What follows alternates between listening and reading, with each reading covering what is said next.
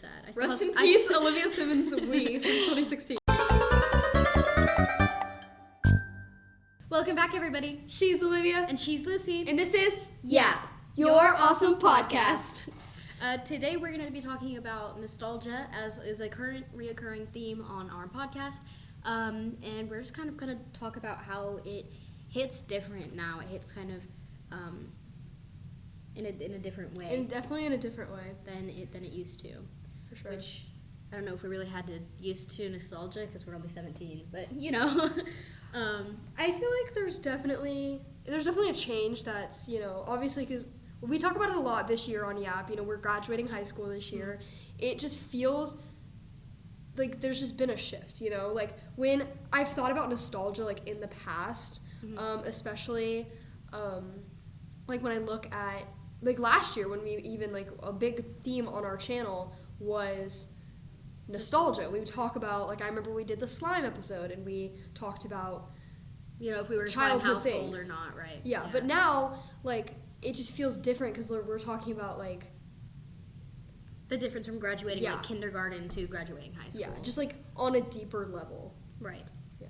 And I think a big part of that, like you said, we were kind of discussing this before we started the podcast, and you brought up a good point where your sister, how old is she? She is almost 12 years old. So she's almost 12, and she's already talking about being nostalgic, and kind of being like, I miss when I was a kid, and it's kind of like, I have younger siblings as well, and I kind of talk about it like that too, where we're just kind of letting kids get older faster, way faster. I think a really big, there's all these like, the thing that I think of most is there's all these like trends on TikTok, like it's like show a baby photo of you and then show you now, and it's like a sound, like it's like freaking I don't know, Piano Man and Landslide, that mashup right there, 2004 remastered.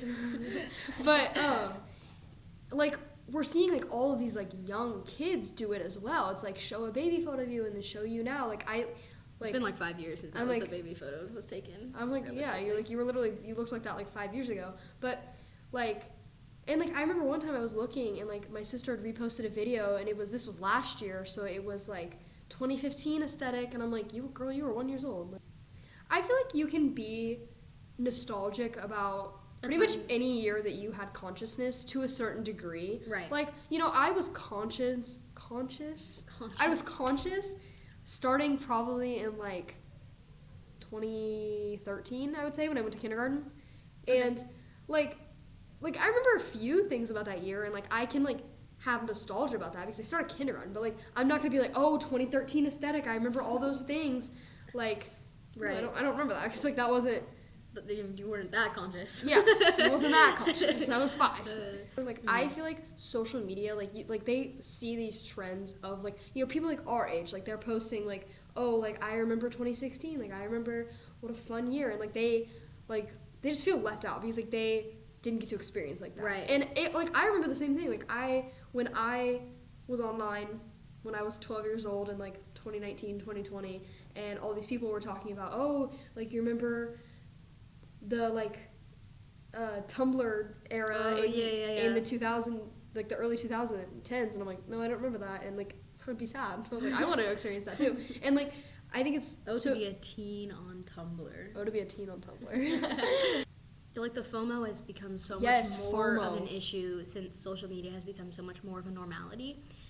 Even I like recently have taken a break from social media just because it's gotten so out of hand to the point where it's like, if someone posts something that's even remotely close to something that happened, you start worrying, oh, are they talking about me? Or, and I think that also forces kids to have to grow up faster, to have to start worrying about social things like that when you're 12. Go run around. At 12, I was still a horse girl, so I don't. I feel like that also kind of relates. Gordon, our teacher, said that like when we told him our idea for this video, he was like, you guys are still like in high school, like you guys don't have nostalgia. But I think that element of being online, like even for us, like even if we don't feel it, like we did grow up faster than we probably should have, because we were on those online spaces. I don't know how much social media you got to use. I didn't have any social media until I was 13 or 14, I think. I didn't have a phone until I was in high school. So I fortunately had the least amount of experience with that, more than just kind of like What were you allowed to YouTube. I had YouTube, but even then, I think it has to do with sometimes like content just doesn't get filtered. Yeah, that is a really big problem, and I think it's only gotten worse, which is why we're seeing these younger and younger kids like they participate in these trends, and we're like, why are you participating in these trends? But that's because they think they have to be older than they are. Along with that too is just kind of like there's so much that we're romanticizing about the past. Like we literally just did. We're romanticizing about something that we had, but we're not going to. You know, we were romanticizing the past, and we're kind of going back to like the 2015 aesthetic stuff. We're living in a time where people openly romanticize the past. Oh, for sure.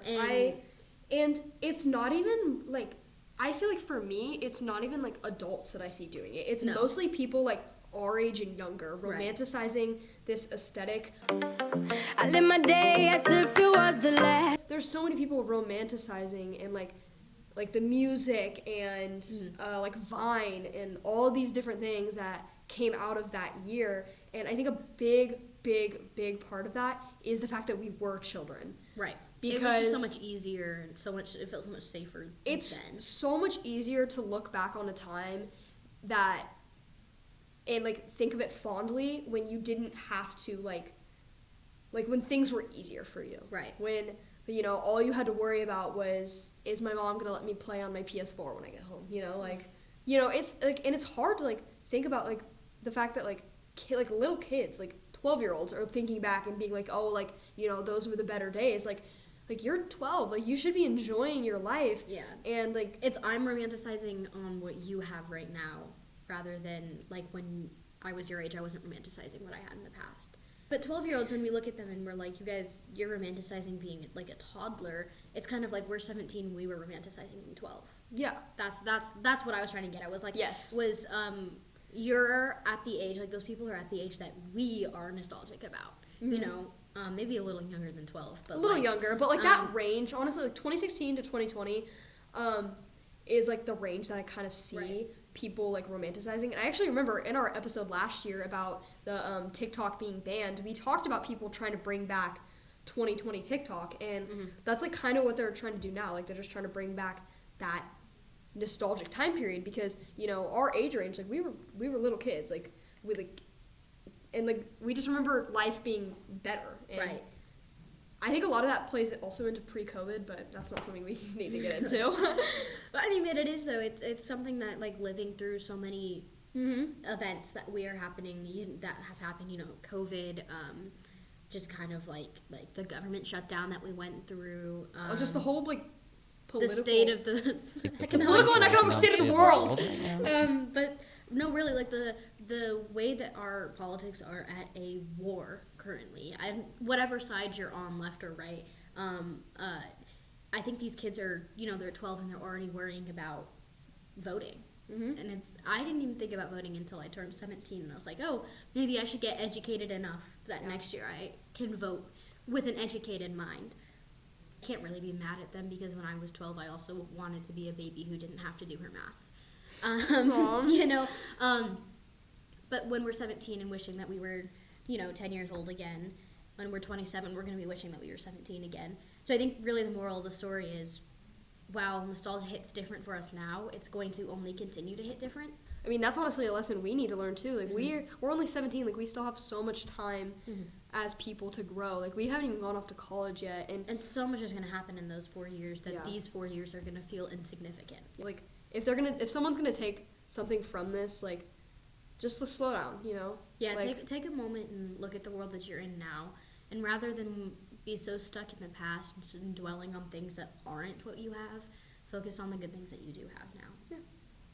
While you guys are dwelling in your nostalgia, we'll see you all next week.